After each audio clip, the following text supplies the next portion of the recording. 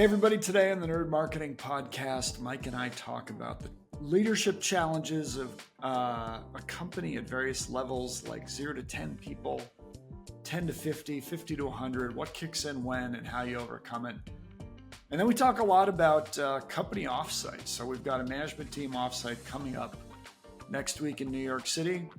How to get the most out of your offsite, why you'd want to do an offsite, how to structure it, and our top 4 tips to improve yours. So I hope you enjoy it.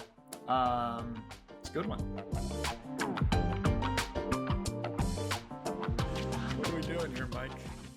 Drew, we just got out of our all hands, and crazy to see the number of people at the all hands these days. I mean, we're well over 100 people right now, and the growth that we've had over the last couple of years is crazy. And it's super fun to see all the new faces show up sort of every time we have one of these all hands, but it makes you think about how we got here and like all the different phases we've gone through in such a compressed amount of time. So let's talk. I mean, I love the all hands because I mean, we're at the level now where I don't know everything that's going on in the company. And so it's a good chance for me once a month to kind of hear what everybody's working on, see some faces, realize I actually have a company of humans. Yeah. And so let's talk about like some of the routines we do. So we're probably, I don't know, last time 120 people. That's what I heard, something like that. We do a monthly all hands.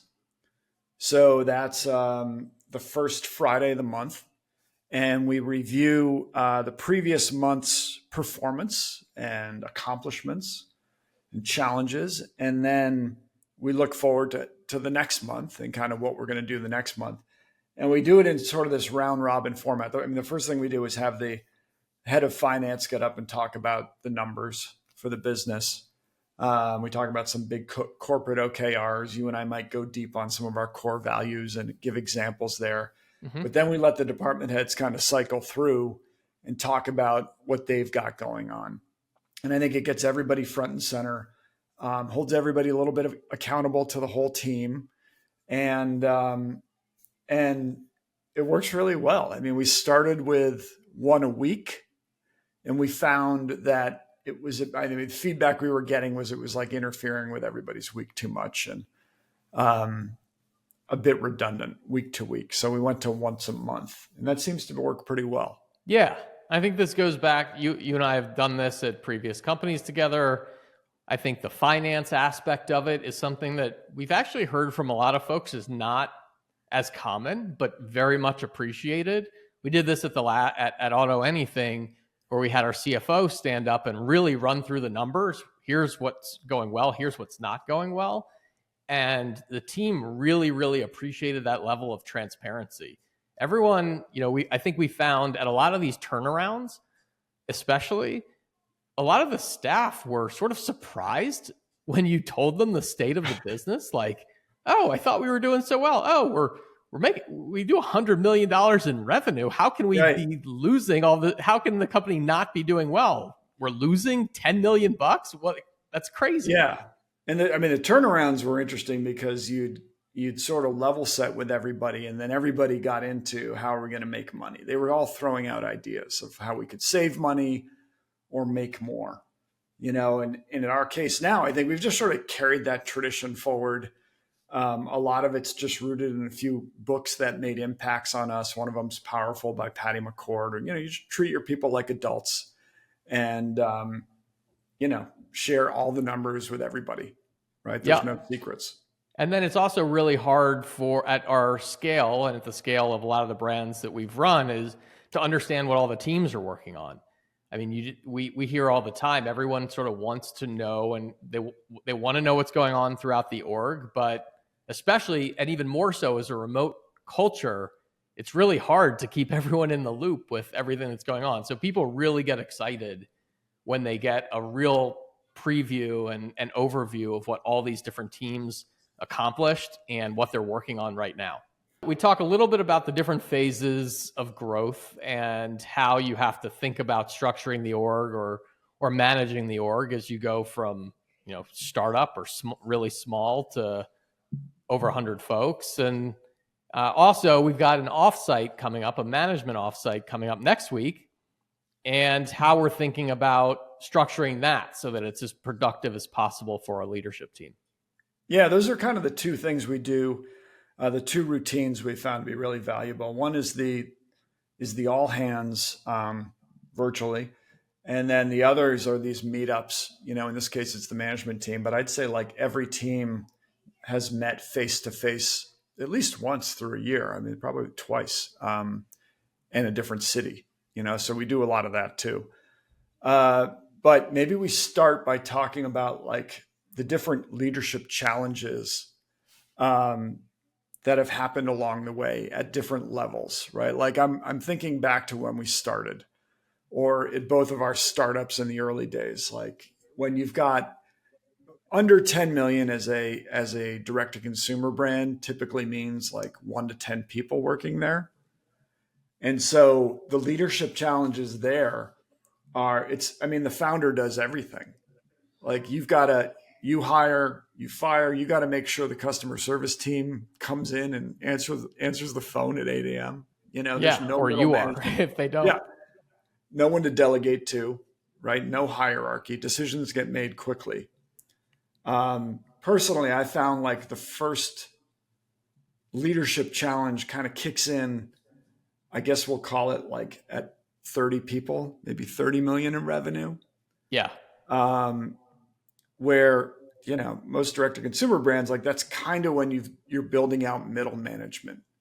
You've got your head of customer success or your head of marketing, and you're in this position where you can kind of delegate. So the challenge it moves from like, you got to do everything yourself to how do I delegate? How do I hold people accountable?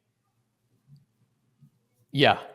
And keep everyone coordinated too. So it becomes even more important as you start building out these management functions to ensure that everybody's rowing in the same direction. Also, something that we ran into constantly, especially in the turnarounds, was head of IT was like, here's what I'm working on this quarter because I decided these were the priorities. Head of customer success says, I decided these are my priorities for the quarter. Head of every other head of marketing had their own set of priorities, but none of them had actually talked to each other. they weren't doing anything that was like objectively lined up to overall corporate objectives. Yeah, that's when, at that 30 to 50 million level, I think that's where I found OKRs to be valuable. The Right. traction stuff, like that's when you need your level 10 meeting to get department heads all on the same page. Public OKRs that the whole company can sort of rally around. And then the next inflection point, I think, happens at around 100 employees. And that's kind of, we probably hit that last year sometime. But I found it to be a whole new challenge. Like we had our OKRs, we had our level 10 meetings, we had our all hands, but there were new things popping up. I think the company tends to become bureaucratic. Any company tends to become bureaucratic at that size. You need more processes to coordinate people. And that by nature, like adds a layer of complexity to the business where it's just often you see execution kind of slow down in various groups because they're too hung up on decision making and process. Yeah, you have to actively fight against that and root it out as much as possible. It's inevitable that you'll have some, and you need coordination among teams, but keeping that from becoming a bloated bureaucracy is always a work in progress, always a challenge for companies. I think something else that, that transition between going from really small owner doing everything to delegation to scale, like real leadership scale.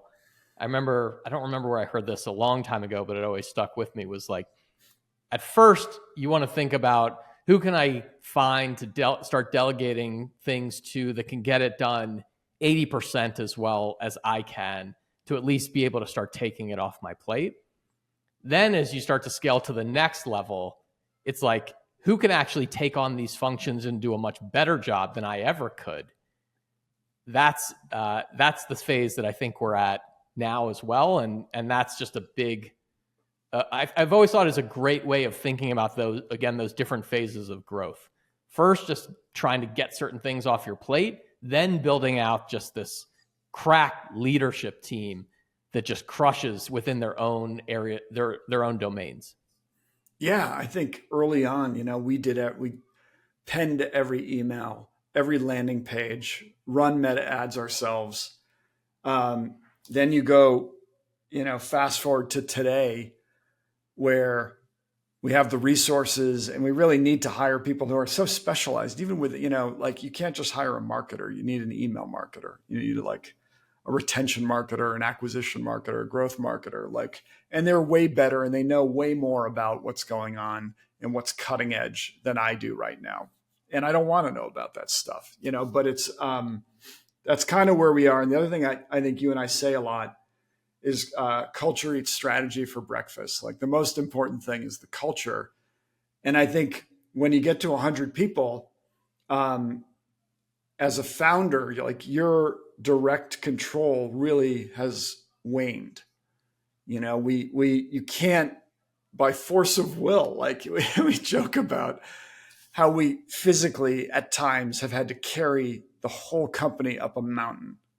In the early days, you feel like you're doing that. You're just like, you're the only one who gets the vision and you're trying to get this company up the side of a mountain. But like at 100 people, you just can't do it anymore. Like it's just too big. Like there's only so many hours in the day and everybody's remote. And it's like, I can't bear hug 100 people. So you got to fall back on culture. And it's like, I know when we hit 100, when we hit the Hondo, was kind of when I started thinking about like onboarding, core values, what, like, we got to illustrate our core values. How are we going to like train people in our core values, like customer centric, taking care of the customer, like things that we've picked up along the way. I mean, you and I, let's just talk about one of PostPilot's, like customer centricity, doing what's right and ownership, right, for the customer.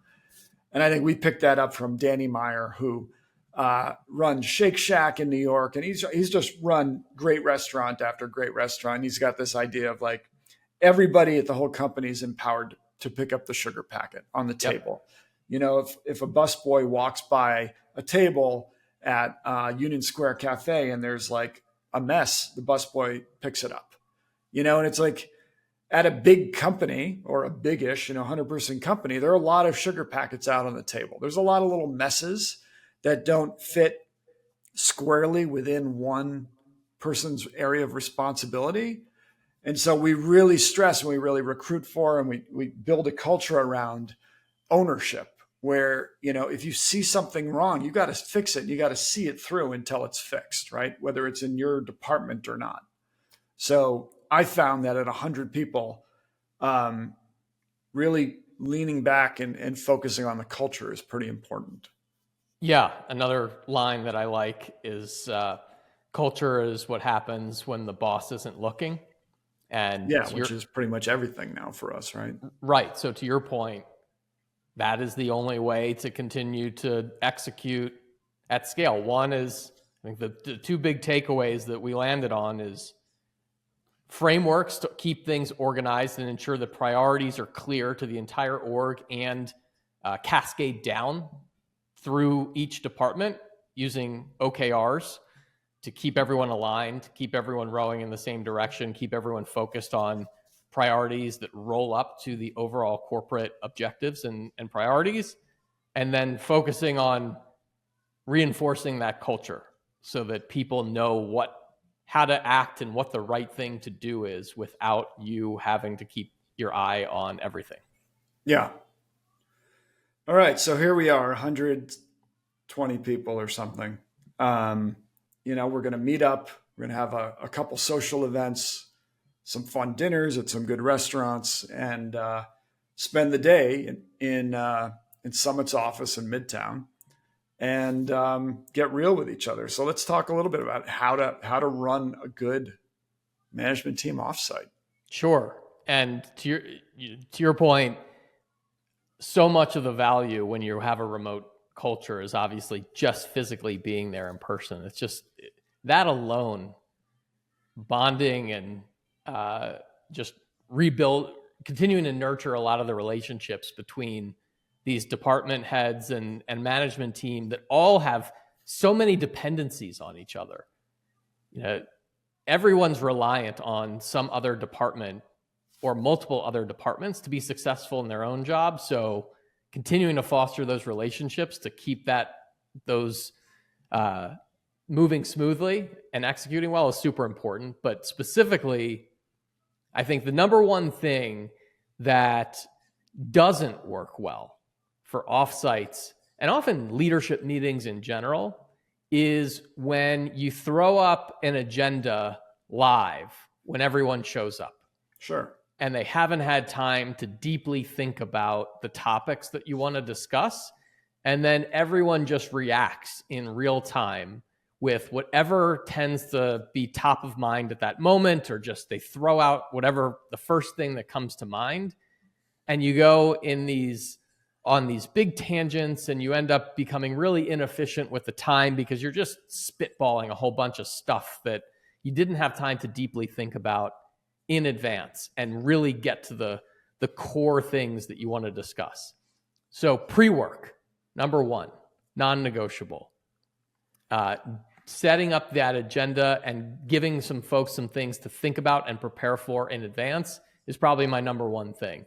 I know we're doing some of that ahead of time. You did some interesting stuff around that, Drew. We've done a lot of pre-work for this one. So first thing, we got the agenda in front of everybody a week ahead of time. We had everyone on the management team take a personality assessment to assess their work styles. We've also grown the leadership team pretty significantly over the last 6 months. So you have a lot of new people, new personalities, people that haven't worked together, have no history of working together in the past. So I think the leadership assessment's been really great to help rapidly understand how to best communicate with each other and new personalities that, again, you don't have a history of working with. Right. So we took this from Bridgewater, the big hedge fund. We all did one. We dropped them into a GPT, and now we can ask all sorts of questions about how each of us should coordinate with each other. You and I got some tips on how we can work together better. So I found the pre-work is non-negotiable. Personality assessment, another thing we did was a survey. So survey the company, survey the management team. And we really dug there. I mean, we asked them to be pretty honest on, what is going well, what isn't going well, who do you have conflicts with, where are things getting lost between departments. And we're going to take the results of those survey, and that's like the first half of the first day is like going over these surveys, identifying the top issues so that we can divide up in teams and sort of tackle these issues. Yeah, I think it's getting what do we want to see more of from people? What's working really well, and how do we lean into those strengths? What are some of the weak spots that we have where maybe coordination isn't as tight as it could be, and how do we improve that level of coordination and collaboration? Right. Okay, so that's pre-work. Second thing, structure for decisions, not discussions. What does that mean? Yeah, I think, again, one of the things that tends to go poorly at various meetings or offsites is when you just talk about a bunch of things for a really long time, and then you get to the end and go, what did we actually decide here? What's the actionable takeaway that we are taking from that discussion?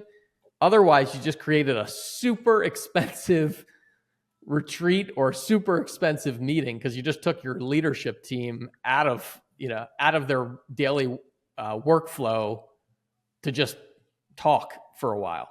Yeah. I mean, Amazon's got their memos that you need to bring to every meeting, and everybody's got to read the memo. I think we're going to do a little bit of that, but then I really like the entrepreneurial operating systems IDS portion of the level 10, which stands for identify, discuss, and solve. That solve is critical. Like allot time to discuss an issue, to sort of identify the issue, discuss it, and then you want to always conclude with that solve.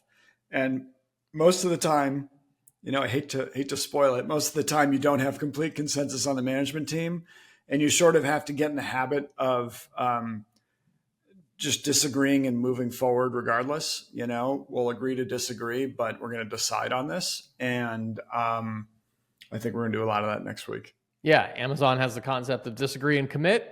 We are going to get all of our opinions on the table. When you have a big management team, maybe not everybody's going to agree on the solution, but the key is we're committed to a path forward. Right. We also have that agenda, and we have a structure so that, again, it just doesn't go off the rails where we end up going on a bunch of tangents for hours at a time. It's key to have that agenda, keep people on task, answer specific questions or go through specific exercises that are designed to achieve certain outcomes, and not just let it become sort of this free form discussion. Yeah. So that leads into our third tip, which is having the right agenda for the days. I know what ours is. Essentially, we're going to present the problems and the survey results first. Like, hey, here's the challenges that we see as leaders that were revealed in the survey. Then we are going to have a discussion and breakout sessions to discuss various issues. If breakout sessions, if they're only pertaining to one or two people there. And then we come together to talk about to decide and who's going to own what out of that decision and discuss execution. So those are the three sections to our day. Yeah. And having a facilitator that keeps people on task, on topic, and moving through the agenda properly is a key part of just the overall workflow of the day. Yeah. And I would say keep it under 6 hours. I mean, these things can really they can tire you out. We're going to have caffeine. We're going to have tons of coffee, cigarettes, whatever, we're going to have bagels. Everything is going to be in this room. I think we're in the room for breakfast and lunch. So there's a bit of escape room mentality. But then hopefully we wrap up early afternoon and can, go out into New York and then have a nice dinner together, or go to dodgeball. I think the first night is what we're lining up. Okay. That brings us to the fourth tip, and that's use a decision-making framework. Yeah. So maybe a RACI, you want to use a RACI where once you've decided on this path forward, making sure that there's clear accountability, who owns what, who needs to be involved in executing those decisions, clear recap of what was decided. So specifically, what was the action? What is the next step? Who is responsible for it? And then a commitment from those folks. It sounds cheesy, but we always see recommended, have people sign off on it potentially, something that just really formalizes that commitment to what was decided in that conversation. Yeah, we like to take out a knife and cut our arms and bleed onto a piece of paper. Yeah, to show the commitment. That's but right. Other companies might do it a different way. That's how we do it at PostPilot. Great. So, I'm excited about the offsite next week. It should provide some, a boost to go through the second half of the year, which I'm really excited about. I am too. The stuff we've got going on right now, we've been releasing a lot of new things, both that customers can see and behind the scenes, to improve both performance and our efficiency.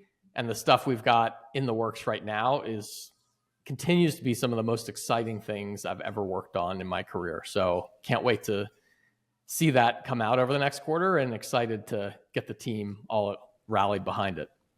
Awesome. So I think that's it, Drew. We've gone through a lot of these phases of growth, and we know that the people listening are at different phases, whether they're smaller startups or whether they're established companies. But hopefully this gave you a bit of a mental model to think about how to structure the org and improve overall alignment, no matter what stage you're in. You can always use more clarity, always use more alignment as your team continues to grow. And I know a lot of folks that are at offsites right now. So hopefully this is helpful to folks who might be planning one in the future. If you have tips or ideas for how you've run successful offsites, shoot us a note too. We'd love to hear it. That's awesome.